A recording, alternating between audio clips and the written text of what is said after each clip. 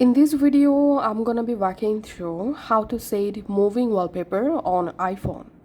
I'll show you two different ways to set moving wallpaper. First option, use a live photo as moving wallpaper.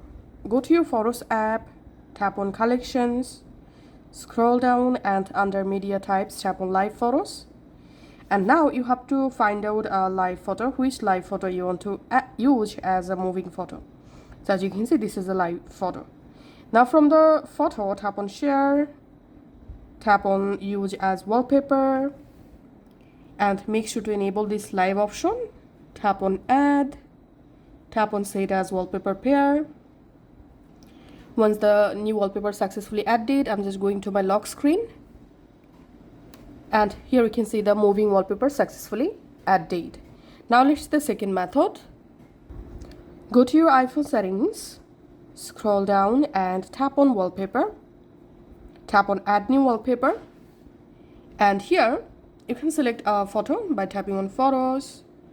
And now you can just go ahead and select a photo from your gallery. So in my case, I'm selecting this photo for example.